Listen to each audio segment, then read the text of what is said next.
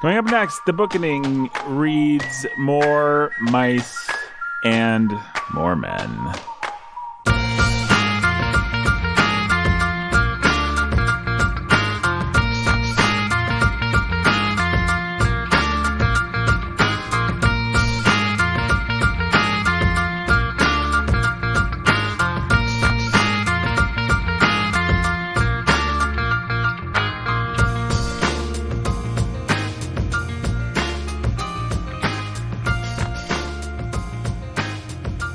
Hello, everyone. Welcome to the Bookening. Welcome, thou fatso. It's me, Dusty, the Bookening elf.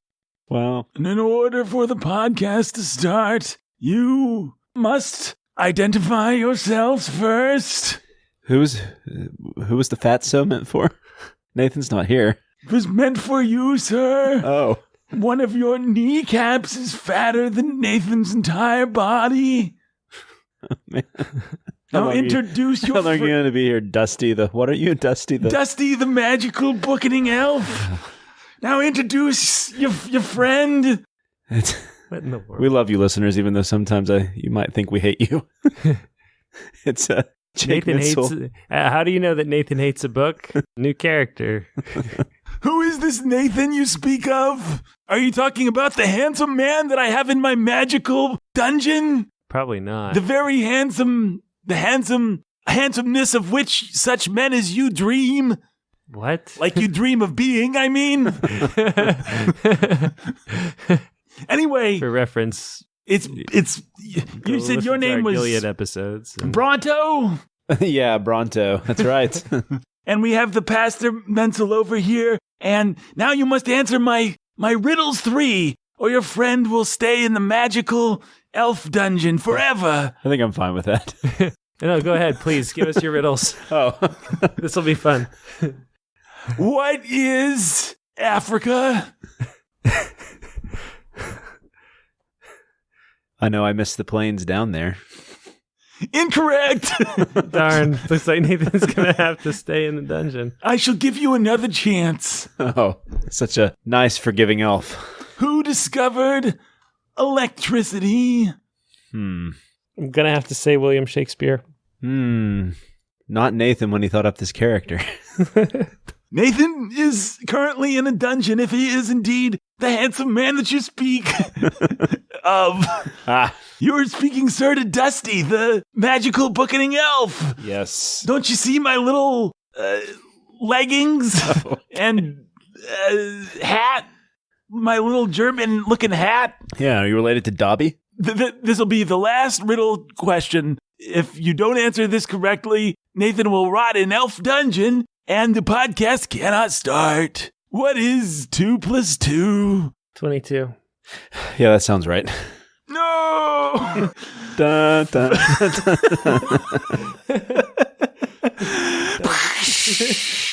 That was amazing. Hey, guys. Hey.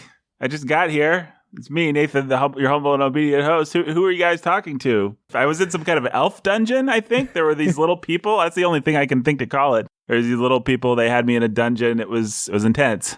The dungeon was intense. Yeah. I was on my way here. The dungeon was a tent? Yep. Oh, okay. I was on my way here, and suddenly this guy appears in front of my eyes, calling himself Dusty, the magical Bookening elf. And he said I had to go to prison, and you guys had to answer riddles to get me out. Oh. Oh, yeah, well, we must have totally gotten those riddles right then to get you out. He also said that in elf logic, you have to get 3 riddles wrong. Oh. Ah. Well. Aren't we smart? Brendan, Good thing we know elf logic inside and out. Glad I read all those elf logic books. Yeah, well, if you guys had answered those riddles correctly, then as you well know, I would have been stuck in elf prison forever. So I want to thank you for your solicitude. Duly noted. And hi, everybody. Hey. Welcome to the Bookening. My name is Nathan, your humble and obedient host. It's Brandon over there. Fatso, we call him. That's right. Now. That's my nickname. And there's Jake Menzel, the pastor who's a master of reading. Of course, we're discussing Of Mice and Men, a book that people read and enjoy, unless they don't.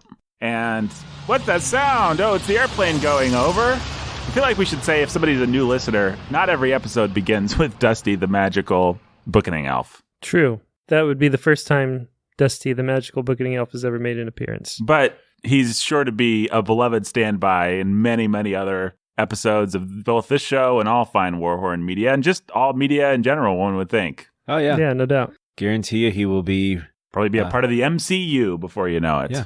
There will be a movie devoted to his origin stories. We can only hope. Okay, the plane went over, indicating baggage check, the part of the show where we discuss our baggage. We were reading Of Mice and Men. Brandon, what baggage did you bring to this book? Not a whole lot of baggage to this book, Nathan. I think I probably talked about this when we did East of Eden. Steinbeck is one of my blind spots. I've never have been a huge American literature fan. Mm-hmm.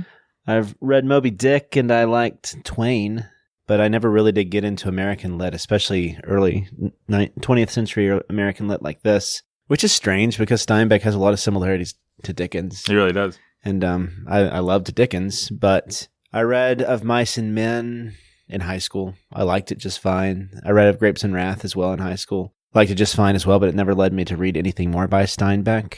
So I guess... Did you just call it Of Grapes and Wrath? I probably did. Of Grapes and Wrath. That's amazing. Of Grapes and Wrath. Of Grapes and Wrath. Thank you for catching that. Of course I mean Grapes of Wrath. I was about to say Grapes and Wrath. Grapes and Wrath. Oh man, my brain The Mice of Men. oozed out of my ears by now.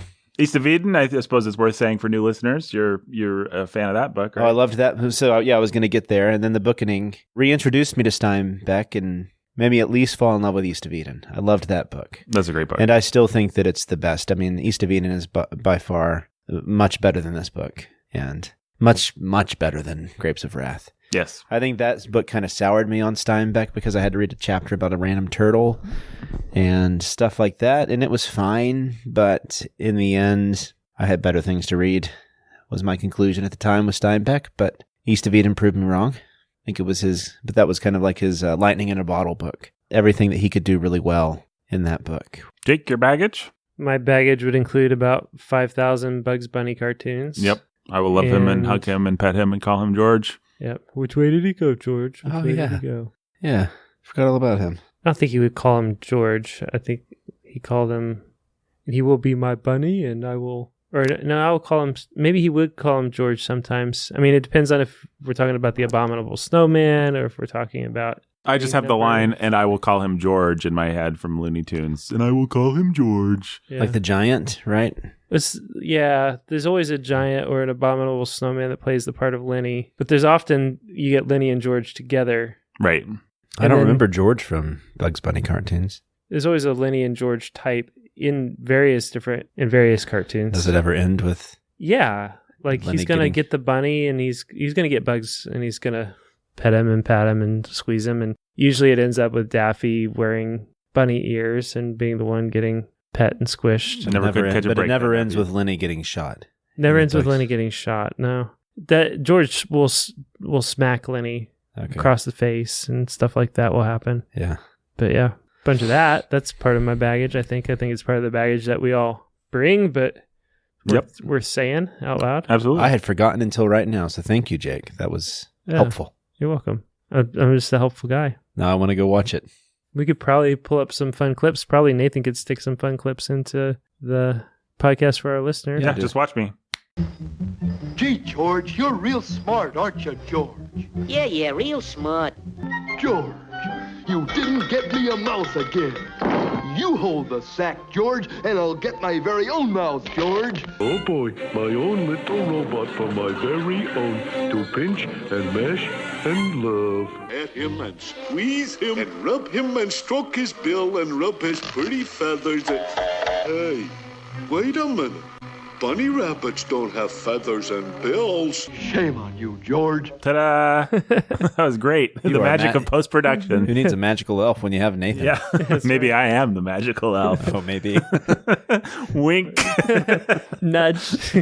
So there's that. I read this book, this novella. I think it's one of the the novels back when I was commuting to paint in Indianapolis that my wife got for me to listen to. I think I listened to it back then, or maybe I read it. I don't know. But you definitely had actually I had definitely read the actual novella before this reading.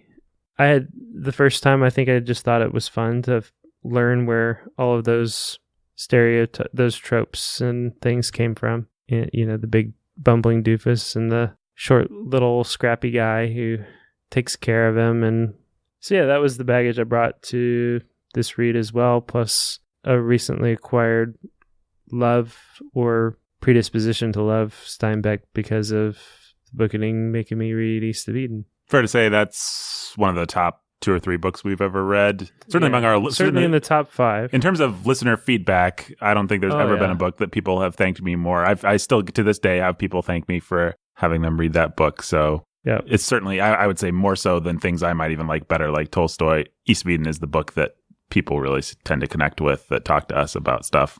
Yeah. Absolutely. It's the people's book. It's the people's book. It's certainly the book that made me cry the most of any book that we've ever read.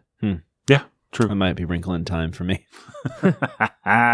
Different sort of tears, Brandon. Yes. Have you read Grapes of Wrath or anything else? I've seen the Henry Fonda movie. It's one of those. That's one of those books that you were required to read in high school. Therefore, I didn't. Well, my baggage is I was retired. You were required to read it in high school, therefore I did, because I was a good boy. Little boy. Good little boy. And I liked it as far as it went. Was that? Nothing. What did Jake just call me? A nerd? Dork. Oh, a dork. Yeah, doing the right thing is a dork, Pastor. It makes you dorky. You heard it from Pastor Menzel. Don't obey authority. Resist, kids. Do only right, kids. Yeah. Be a dork. Do only right, kids. That's what you mean, Jake. I was a big dork. Oh, yes, Nathan. Yeah, I read Grapes of Wrath. I remember liking it. Some of those interstitial chapters are deadly. There's the one, as Brandon mentions, about the turtle that's crossing the road. And I don't remember what happens. Does somebody hit the turtle, or does the turtle make it? Or is it a symbol for like how humanity is creeping towards something? Yeah, it's one of those. Like the horse in Anna Karenina, probably. Oh, yeah. Yeah, but Tolstoy doesn't suck, so I mean, Tolstoy can do stuff like that. He doesn't just stop and give us a whole chapter on a horse. Yeah, as I recall, isn't every other chapter? Instead, he gives us whole chapters on Russian politics, which is way better. Yeah, it is actually, because it's easily skippable, and he's not trying to. I feel a reprise of the old debate coming. Wait, what's the old debate? Nobody likes Russian politics. Yeah, no, this is just flashbacks to. Brendan, what? Have you dropped acid? I have. Okay. This will be a great episode. Flashbacks. You still, Brandon in the wild 60s. You still look like an elf to me, Nathan. This whole thing, the whole beginning was actually just in Brandon's head, if anyone was wondering. Every other chapter, I mean, Tolstoy is just a genius. He's a bigger genius than Steinbeck. I submit to you that even when Tolstoy is being boring, he's being boring in a genius level. Steinbeck, meh, not so much. When Steinbeck's being boring, he's just being boring. And Steinbeck's like, look at me. Look at how whatever I am, which works in East of Eden. East of Eden is the exception that proves the rule. East of Eden's a wonderful book. I love East of Eden. I liked Grapes of Wrath. I remember being a little annoyed that it was, again, just kind of look at me. The social conscience of it, the whole, I'm going to fight for the people, Ma. And everywhere there's a downtrodden person, I'll be there. And everywhere that a man looks back at his employer, that kind of stuff doesn't really do it for me. So I sort of didn't like Steinbeck, but also the book did suck me in, and I liked it kind of in spite of myself. But then I read East of Eden, as is well documented in Bookening lore. Really liked it. Loved it. It is probably the book, as Jake mentioned, that has cumulatively made me cry the most, or even just taking any one incidence of reading it has made me cry more than any other book. It's a fantastic book. I recommend that if you are a father, a son, or a woman that is related to a father and or son, you should read it. Of Mice and Men I had never read, but I knew the whole story, and that's big baggage, I want to say. That is some important baggage, because I knew what was going to happen, and Brandon has I'm sure you've probably said this on mic, Brandon, before. You like to talk about how you'll sometimes intentionally spoil things for yourself, sir? Yes, I will. You'll read a movie synopsis before you watch it, or I will see how the book ends, so that you can just enjoy the the process and kind of enjoy watching how Just go for the ride, man. go for the ride. Well, in certain cases that works very well. In this case, it may not have worked so well. So I want to be sure that everyone is aware of my baggage, because I was well aware of absolutely everything that was going to happen in this book and who the characters were and how it was going to end. And I think that really affected my enjoyment. In this particular case, I'm sorry that, well, we'll talk about it. So what do you guys think of Mice and Men? Jake, your thoughts? It was a fine little read, and I think it's fun to go back and see what have become stock characters, where they originated. So it was fun in kind of you put on your literary investigator hat, your little Sherlock Holmes hat, and your magnifying glass, and you kind of discovered, these are where these tropes came from. It was fun like on a more meta level, but did it actually, in addition to that, work as like a narrative that you were sucked into, or not so much? Honest question. It was fine. I didn't have a problem with it. I didn't love it. I wasn't excited about it. Like, one sitting? 2 sittings? Probably one sitting. But I don't know. He created some interesting characters that were fun, and it's hard to evaluate something when you know every beat and how it's going to play. Yeah, it's like listening to Sgt. Pepper's for the 4,000th time, or I don't know what. Yeah, it's sort of like that, where listen to this blues music, Nathan. It's really influential. Oh, well, every rock song that I've ever listened to uses this. Am I supposed to be excited about this? Right. And so it's like one of those books or things that you can't ever read it for the first time. You can't really put yourself in the mindset of somebody. No, it's just impossible to do that sort of thing with a book like this. And I think that presents a challenge to any modern reader who's approaching it. Probably, I don't know. Well, it certainly did for me. I mean, I'll just admit, I thought it was fine. I thought it was well crafted. I think Steinbeck's a good writer.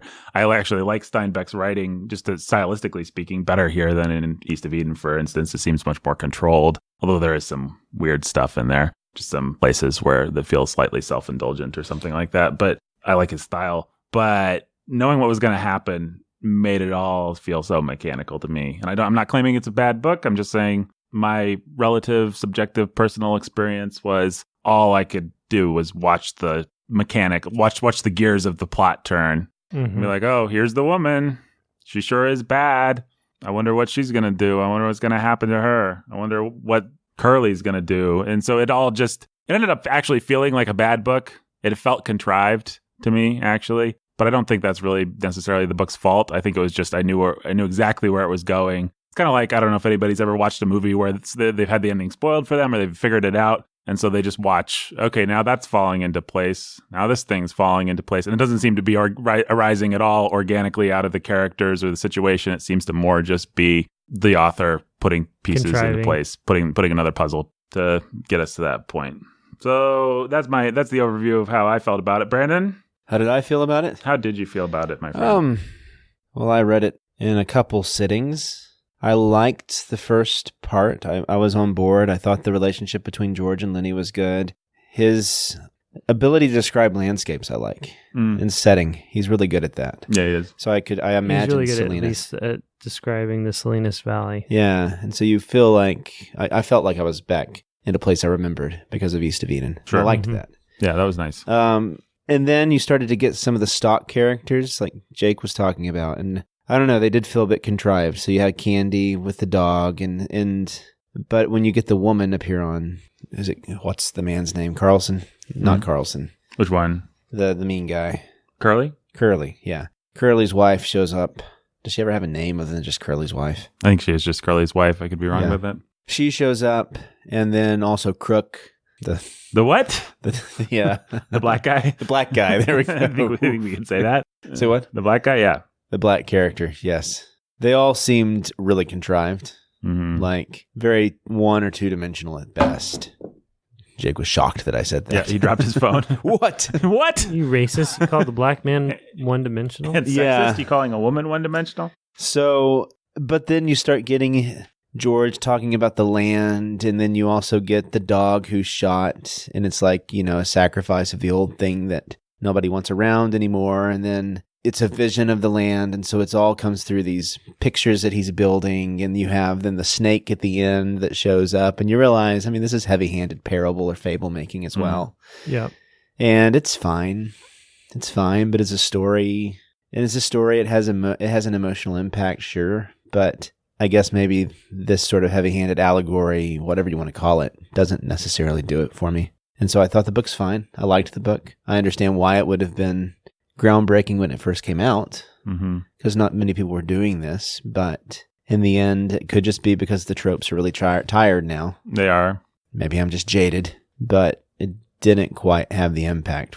And I don't think it did for the first time I read it either, that I imagine it could have had for someone in the 1930s. I'm sure it was very powerful then.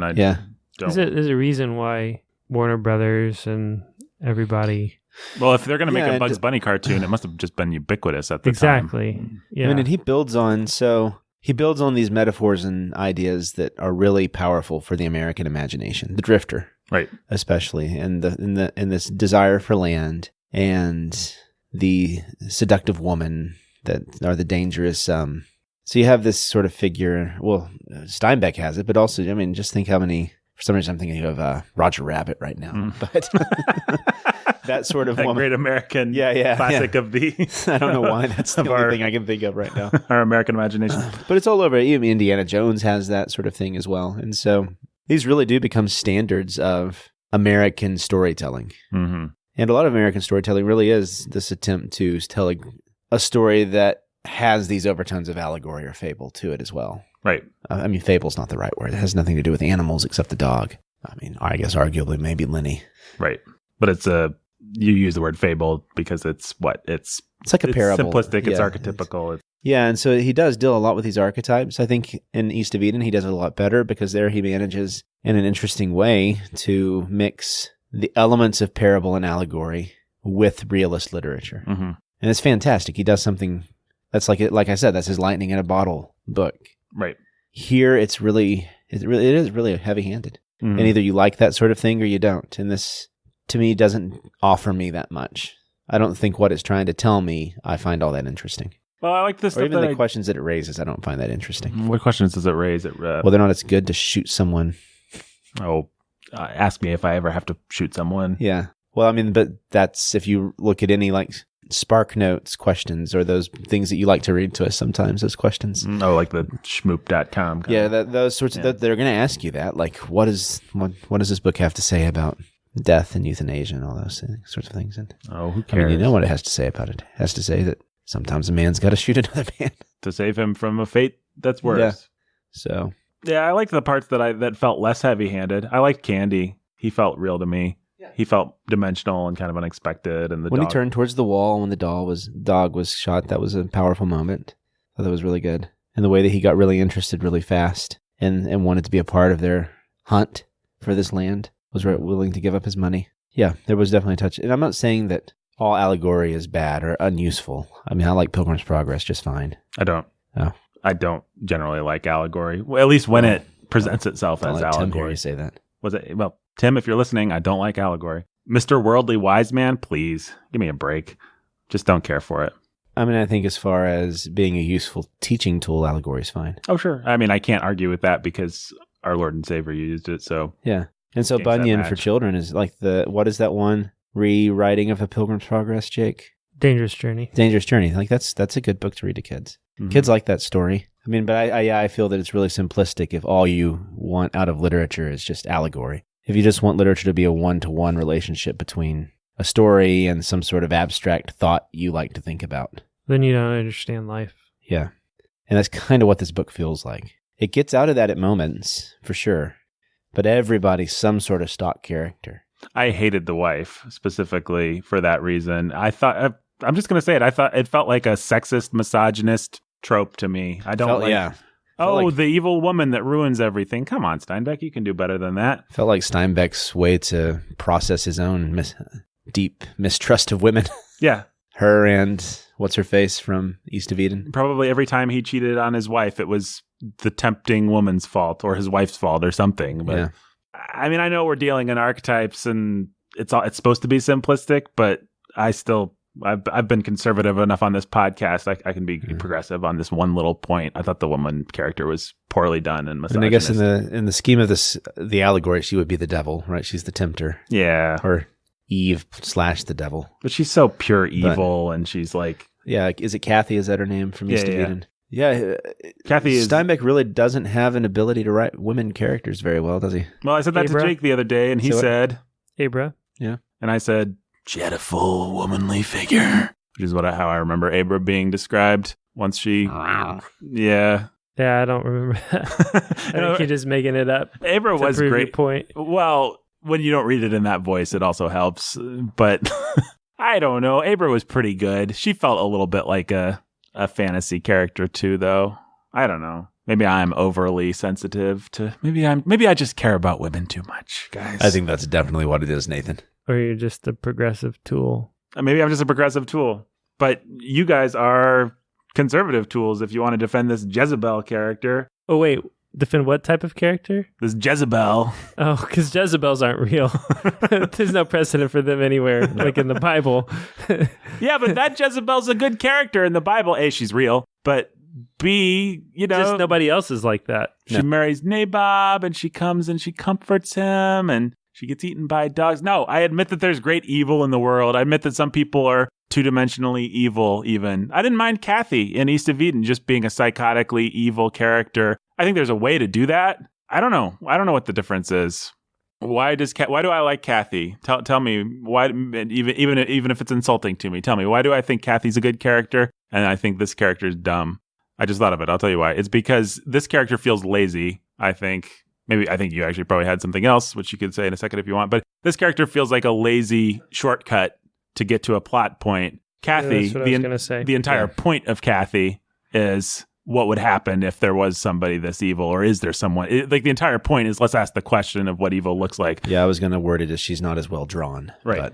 But I was just going to say that she's just the plot point. Right. Yeah. But I mean, you could argue everybody's a plot point, but there's some specificity to George and to Lenny. I thought the book did a good job of not completely being sentimental about Lenny. Like, he is actually pretty obnoxious, and you can understand why George would lose his temper. And dangerous.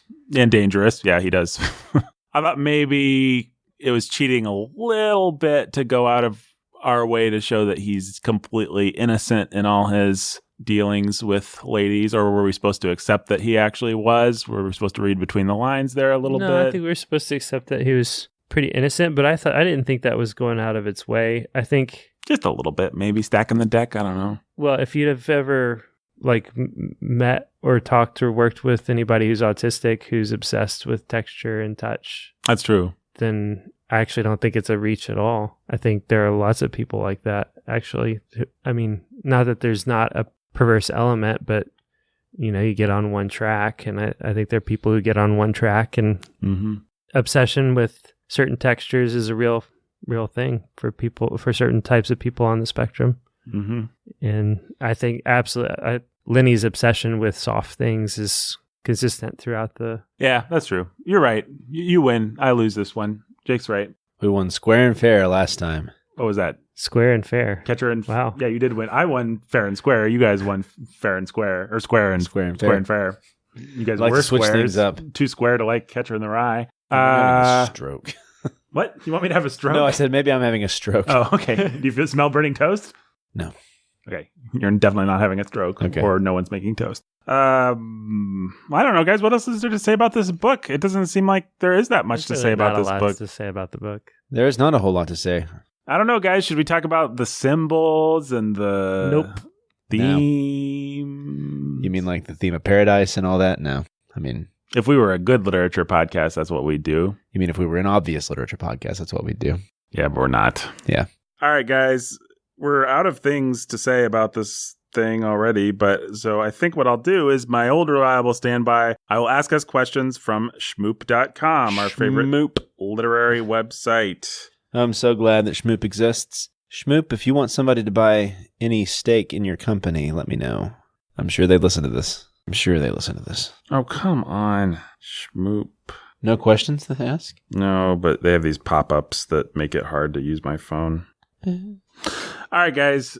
Schmoop.com wasn't working, so I went to another one. Readinggroupguides.com. We're gonna have a contest. We'll see how many points you guys get. Jake, why does George take so much trouble for another guy? Quote unquote. Because he wants to. I don't know, but the answer is on page 21. You get a point. Wait. I'm turning to page. Page 21 because they're all the same in every. Rendering. I ain't so sure, said George skeptically. What did you say he quit for? I guess that's the answer. There's the answer. There you go. Brandon, why does George shoot Lenny? What page is it on? It doesn't say. Oh, it only had that first one. Oh, because he was a nuisance and he strangled that girl with like one. He's like Thanos, but Sure. if Thanos had Strangled one girl. was mentally disabled. Thanos was a mentally disabled human being that strangled. inevitable. I am. Anyways, there you go. All right, Jake, or you guys both have a point. Jake, why is the You got dream? a point for that?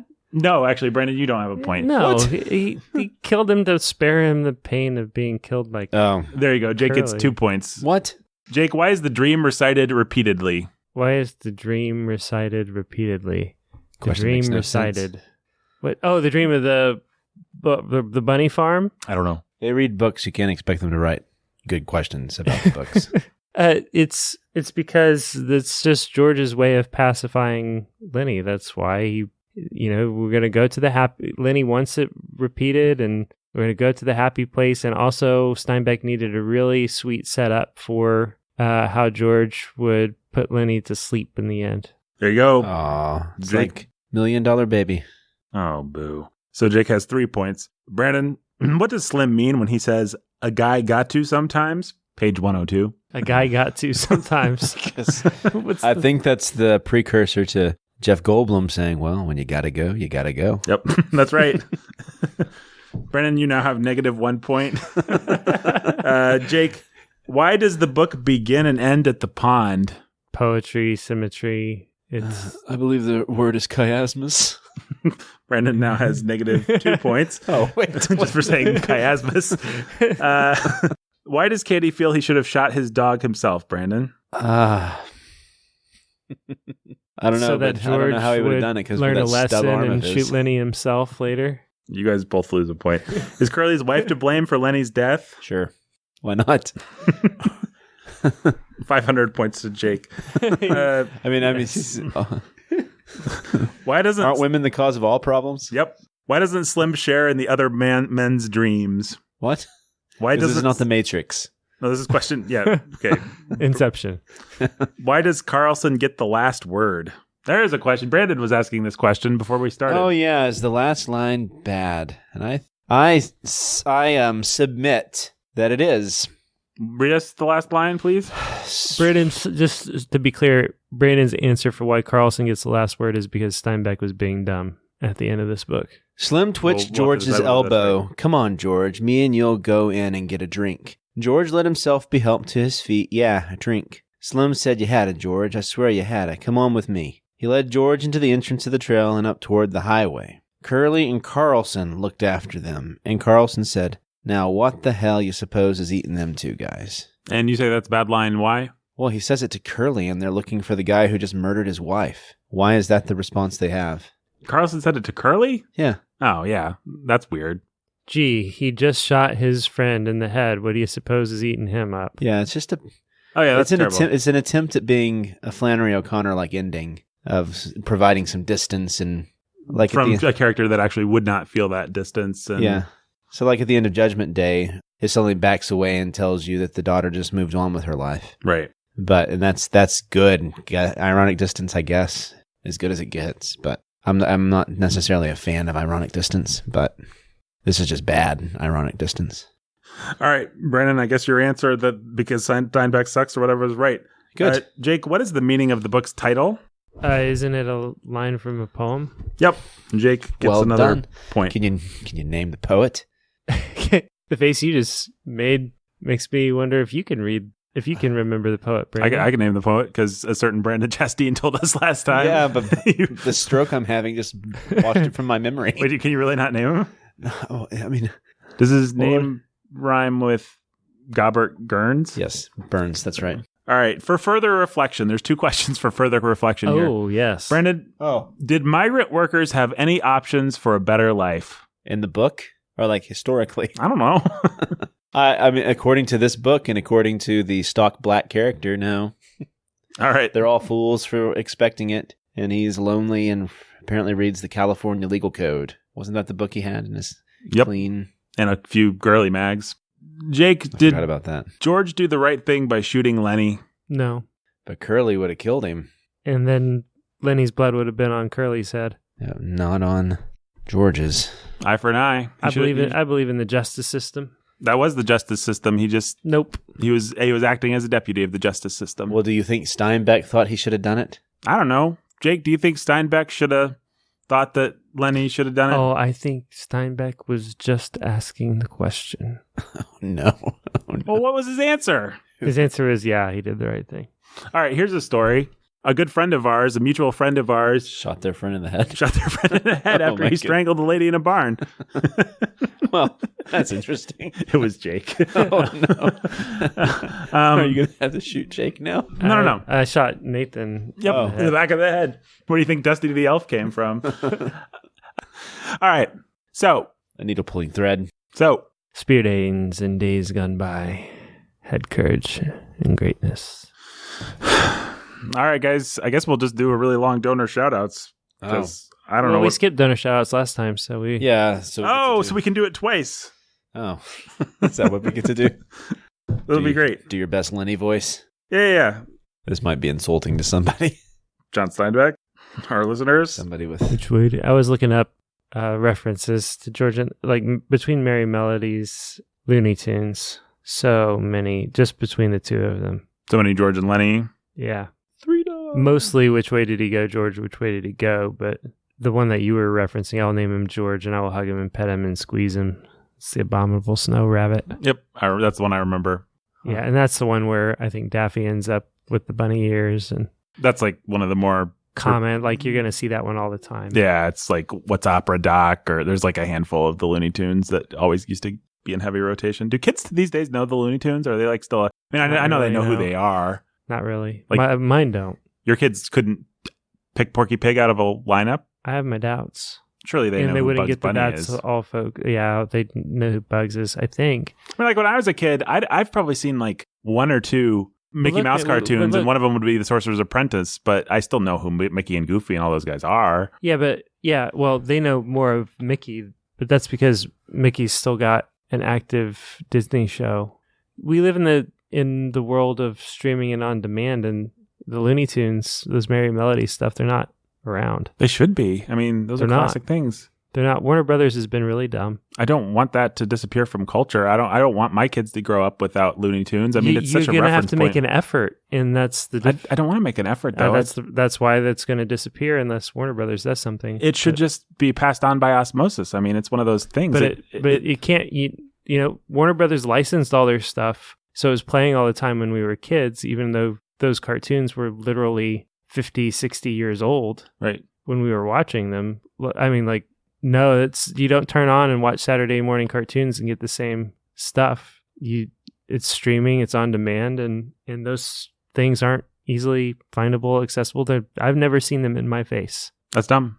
That's like part of our cultural heritage. Yeah. I'm not even kidding. Space Jam will keep them alive. That's even dumber. Welcome to the Space Jam. Space Jam 2's coming back. So all right. There you go. So your kids will know who Looney Tunes are. Because of Space Jam 2, but they won't get any of the references in that film. Well, maybe That's all, folks. I don't think they'd get it. What's up, Doc? Weird. Sad. That is sad. All right. Speaking of weird and sad, that's not a good transition into donor shout-outs. That's fine. No, we love our donors very much. Some of them. If they give enough money, we shout them out, right, Brandon? Sure.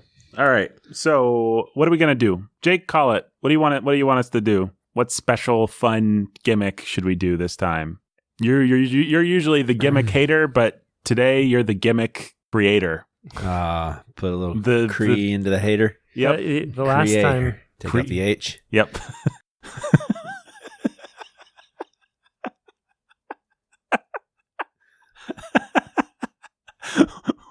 We put the hater in creator, and we took out the H. And that has been a valuable use of your time with Brandon Chastain. Go get a haircut. My hair is pretty crazy right I think now. it's growing into your brain. I was supposed to get one last weekend, but life took over. Where do you get your haircut? What? Where do you get your haircut? My wife. Oh. So life, meaning that our life got busy. All right, Jake, call it. Our donors deserve a good shout out. What do you want us to do? Sorry, I'm just going to say as normal as possible. All right, Brandon. Yeah. As normal as possible. All right, I got this, Nathan. I can be normal. I can be cool. Yep. Robert and Rhonda, the Lovebirds. And Robin and Rhonda, the Lovebirds. Very normal. Chelsea, the immortal Chelsea C. The immortal Chelsea C. The immortal. Hey, Chelsea. How's it It's being getting immortal? less and less normal How's you go. how's it being immortal over there? Huh? You kind of have to define normal, because normal for us is to do some goofy shtick. So. Yeah, you're being all immortal over there, I trying to suppose make you're us right. feel bad. Immortal Chelsea. Just do whatever you want to do and call it normal then. Oh, well, fine. Da, da, da, da, da, da, da. Nathan, not famous. No, I'm me. juggling over balancing on a beach ball. Oh no, it popped because I'm fatso. What? Brandon, you're not really fatso. Oh, thank you, Nate. I will make you. I hereby declare you largo. Thank you. Moderately fatso. Moderately. Thank you, Nathan. Morbidly fatso. Morbidly Easy. Who was it? Nathan, not Nathan? Yeah, Nathan, not me. Nathan, not Nathan. Nathan, not you. That's right. Nathan, not you. All right, Jake, show us how normal is done with, I won't even say their fake names. I'll just give it to you absolutely straight. Jim and Annie. Jim and Annie. Jimmy Beam and little Annie Oakley. Jake thinks he's being normal, but... Jimmy Beam and little Annie Oakley. Lily of the Valley, Brandon. Lily of the Valley, Nathan. Lily of the Valley, Nathan. Andrew and Esther, the normal. the Lovebirds. Oh, for me? Yes, sir. Andrew and Esther, the Lovebirds. The very normal and scrutable Jenny Z. The very normal and scrutable Jenny Z. Jenny Z, hey, Jenny Z. The Keith like Master Jenny- with the what's key that? that opens Jenny- into something Jenny from normal. the block. Jenny from the block. What's that? Jennifer Yeah, Lopez. Jenny from the block. Hey, Jenny Z. Jenny from Block Z. Hey, Jenny from Block Z. The Keith Master.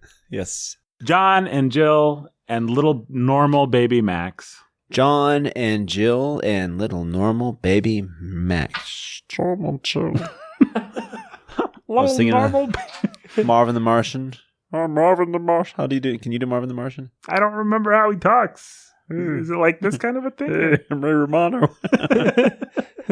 Matt Rosebloom. Yeah. Show up. Jay and Katie, who are cold and love cheese. Today in title, there was a guy named Waymond. Jay and Katie, who are cold and love cheese. Waymond? Waymond. So everybody loves Waymond. Everybody That's what loves I kept Waymond. thinking, yeah. My beloved mother, Beth. Nathan's beloved mother, Beth. Very normal lady. Very normal lady. Adam. Driver. Adam. Adam. I don't remember whether Adam's... I think we've introduced Adam before. I don't know what name I gave you, Adam. You're just Adam today. Have Adam. Have Adam. We'll call him Have Adam. No, you're not going to be stuck with that. But this week you're Have Adam. Emily. Emily. E-M-I-L-Y Emily, Jake. E-M-I-L-Y. I I think. just did Adam. Oh, did you? You ain't got E-M-I-L-Y. E. E-M-I-L-Y. Emily. Emily. She's our man. Here, I know what we'll do. This will be fun. We're already halfway through this. A fight between the dark-hooded Lord of Death and the woe-bedraggled Wizard of Yore. I'm just going to give man. you their title, and then you say their name based on the title. The Woe-Bedraggled Wizard of Death, Jake. That's not a title of anybody. That is. That's not Your. Oh, I'm so sorry. The Woe-Bedraggled Wizard of Yore. Fletcher. That's absolutely right. Nicely done. Nicely done. The Artful something. Anthony Dodger. They're right. The Dark-Hooded Lord of Death, of course. Jeremy. Jeremy. The woman that is incandescent, Brandon. Anna. No. Oh. She wants to pony up $10. We'll say she's incandescent. Meredith. That's right. Jumpin' Judo. From Chicago. Yeah. Jenny and Rockin' Ryan. Nope. Jenny from the block. Jumpin' Judo. Joanna. Joanna. Oh, sorry, Joanna. Rockin' Ryan. What? Professor X. For the listener, I'm just giving Eric Brandon and Catherine. long silences here. Eric and Catherine, the Lovebirds. No, this person doesn't really have a title. They just have a long... Benny Tiberius? No, this person actually doesn't have a title. The gimmick with them is that we just say their name for really long. Maya. That's right. Hi, Maya. Thank you for your good advice the other day, if you're listening to this. She had good advice. Rockin' and Judo. Ryan and Jenny. Judith. The Dude. Diddy. DJ. Sammy G. Wicka wicka. All right, let's go back to completely normal. Jake asked for normal. We've been Yeah. delivering normal in spades here. Yeah. Let's be even more normal, though. I am the most normal that comes. That stroke is really setting in, guys. It really is. Benjamin and Danny. Hey, Benjamin and Danny. What's up? Dana. Dana, hey. This is What's why we up? don't do normal. Eric and Catherine the Lovebirds. Did we already do Eric and Catherine the Lovebirds? Don't think so. No, I said their names, but I was wrong. Yeah, he Eric guessed and them. Catherine the Lovebird. Professor X and Lady X. Professor and Lady X. All right, guys, we've done donor shout-outs. Brandon, do you give the BSOA to... Of Mice and Men. Well, do you? Oh, Punk? Yeah, why not? Okay. I You mean, think people should read it? It's harmless. What? Yeah, but is it entertaining, enlightening, interesting, worth reading?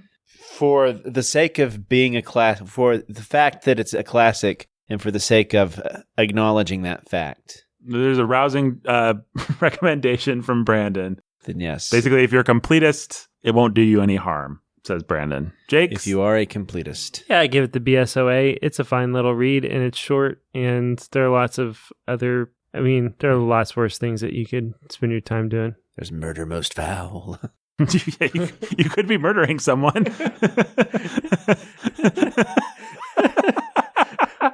Wow.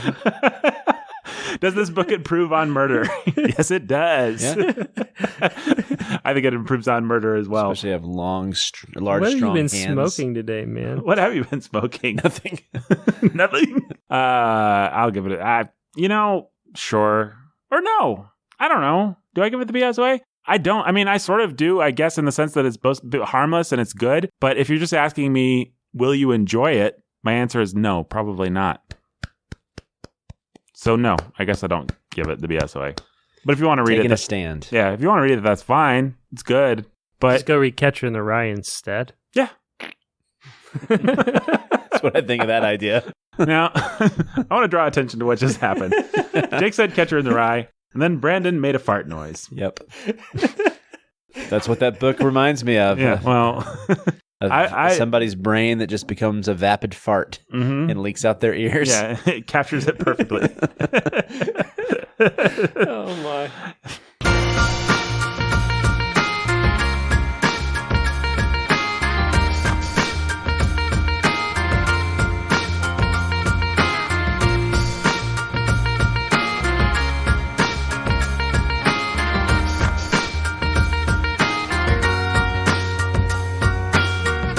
Bookening today was written and produced by The Air. And Gross. Fire, earth, performed by the People are going to wind. think we've been drinking.